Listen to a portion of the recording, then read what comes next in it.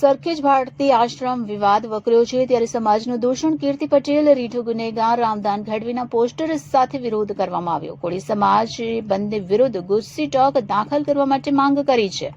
તો ભારતી બાપુ આશ્રમને લઈને જબરદસ્ત વિવાદ ચાલી રહ્યો છે. શિષ્ય દ્વારા આપવામાં આવતા નિવેદનોને લઈને આક્ષેપ પ્રત્યાક્ષેપ સતત થઈ રહ્યા છે, જેના કારણે સંતો મહંતોમાં પણ આ ચર્ચાનો વિષય બન્યું છે.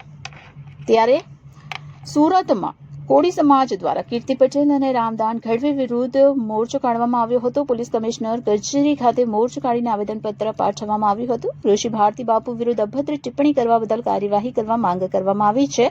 ઋષિ ભારતી બાપુને બદનામ કરતા વિરોધ કરવામાં આવ્યો છે. ત્યારે કીર્તિ પટેલ વિરુદ્ધ કાર્યવાહી કરવાની માંગ કરવામાં આવી છે અને કીર્તિ પટેલ કાપોદ્રા પોલીસ મથકમાં વોન્ટેડ છે, તેની ધરપકડ કરવા પણ માંગ કરવામાં આવી છે.